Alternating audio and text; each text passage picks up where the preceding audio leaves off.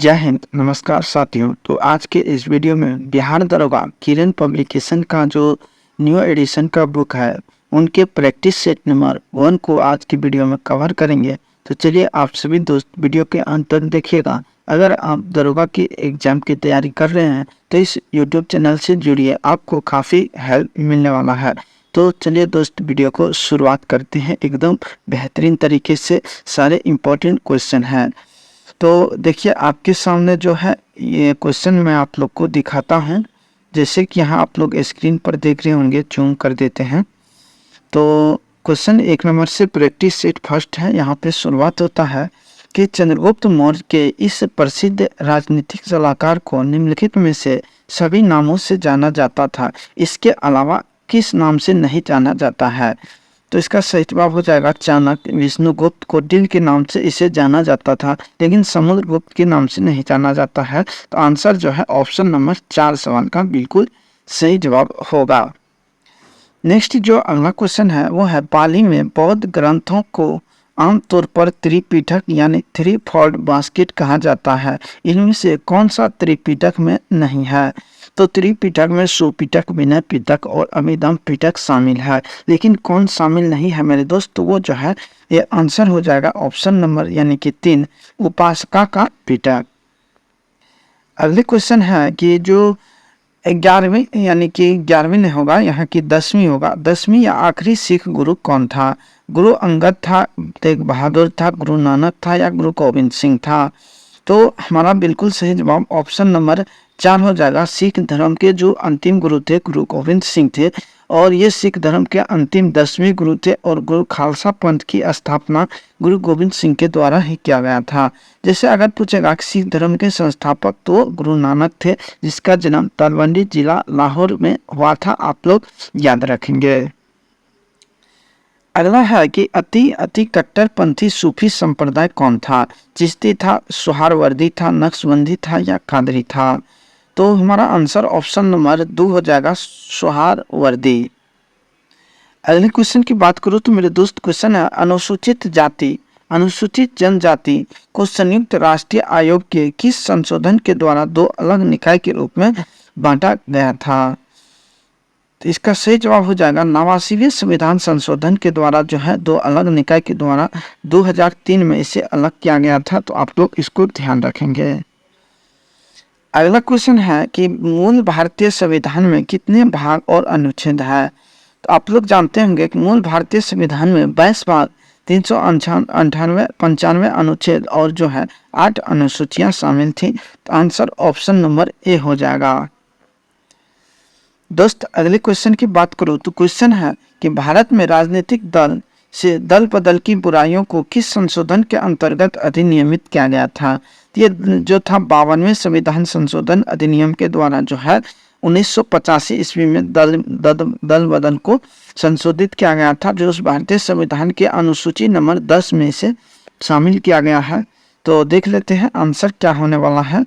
तो हमारा आंसर जो है यहाँ पर आप लोग देख रहे होंगे कि ऑप्शन नंबर ए सवाल का बिल्कुल राइट जवाब हो जाएगा 52वां संविधान संशोधन। अगला है कि राइबोजाइम्स होते हैं। तो राइबोजाइम्स क्या होते हैं। डीएनए होते हैं, आरएनए होते हैं, प्रोटीन होते हैं, इनमें से कोई नहीं।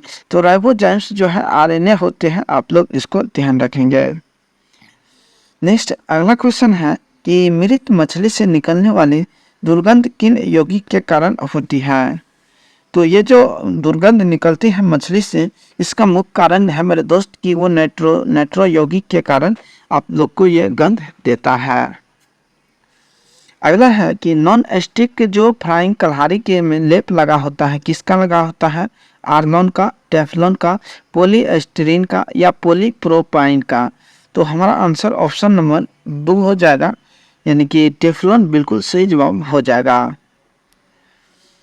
अगला क्वेश्चन है कि शासक पूरनमल के द्वारा निम्नलिखित में से किस मंदिर का निर्माण करवाया गया था। तो शासक पूरनमल जो था वो किस मंदिर का निर्माण किया था। तो देवघर स्थित जो शिव मंदिर है, इसका निर्माण पूरनमल के द्वारा किया गया था। नेक्स्ट अगला क्वेश्चन है कि मुआ जो डार अभ्यहन झारखंड के किस जिले में स्थित है।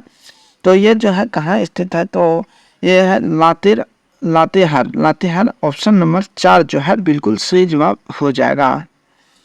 अगला है मेरे दोस्त कि आंजन धाम झारखंड के किस जिले में है। तो आंजन धाम जो है झारखंड के किस जिले में है, ये गुमाम जिले है, गुमला जिले है। आप लोग ऑप्शन नंबर यानी कि ए या एक को ध्यान रखेंगे। अगला है कि स्टैंड अप इंडिया स्कीम जो है का प्रायोजन किया गया था किसके लिए। तो अनुसूचित जाति, अनुसूचित जन और महिला उद्यमिता के उद्यमियों के उद्यमिता को प्रोत्साहित करना। तो ऑप्शन नंबर सवाल का यही बिल्कुल सही जवाब होने वाला है।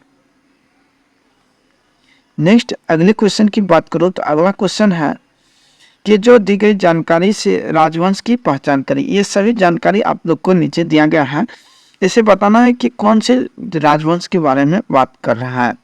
क्वेश्चन है कि पुष्यमित्र शुंगों ने इस वंश की स्थापना किया था। उनके प्रभुत्व दक्षिण में नर्मदा नदी तक फैले थे और पाटलिपुत्र, अयोध्या और विदिशा शहर में शामिल थे।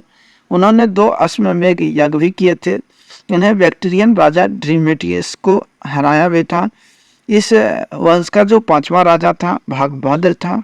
पतंजलि के गौरव ग्रंथ जो महाभाष्य है इसी समय अनुवादित किए गए थे। ये सभी जानकारी जो हुआ था वो हुआ था किस वंश में, शंगु वंश के इतिहास में। नेक्स्ट है कि सभी प्रकार के सामाजिक विभेद का उन्मूलन मानव अधिकार की किस पीढ़ी के अंतर्गत आता है। तो इसका बिल्कुल सही जवाब हो जाएगा ऑप्शन नंबर यानी कि 3, तीसरी पीढ़ी। अगला है मेरे दोस्त कि जो कार्टोजेना प्रोटोकॉल का संबंध किससे है। जैव विविधता, सुरक्षा से, प्रदूषण से, ओजोन क्षरण से या जलवायु परिवर्तन से। इसका बिल्कुल जो सही जवाब हो जाएगा वो हो जाएगा जैव विविधता समझौता से। अगला है निम्नलिखित में से कौन सा स्थान अपने गर्म स्रोत के लिए जाना जाता है। तो इसका सही जवाब हो जाएगा गर्म स्रोत के लिए जो जाना जाता है वो गौरी कुंड है। ऑप्शन नंबर 3 बिल्कुल सही जवाब हो जाएगा। अगला क्वेश्चन है अकबर के नवरत्न के बारे में कौन सा कथन सही ढंग से मेल नहीं खाता है। ऑप्शन यह है कि जो अबुल फजल वह अकबर के समय वजीर थे और अकबर के शासन में अकबरनामा लिखे थे, बात सही है। नेक्स्ट अगला है राजा मानसिंह जो था यह अकबर के समय वित्त मंत्री के पद पर थे। तो यही कथन जो है गलत है। तो ऑप्शन नंबर 2 बिल्कुल सही जवाब हो जाएगा। अगला है बाघात रियासत का ब्रिटिश में विलय कब हुआ था। तो 1850 में हुआ था। ऑप्शन नंबर 2 सवाल का बिल्कुल सही जवाब हो जाएगा।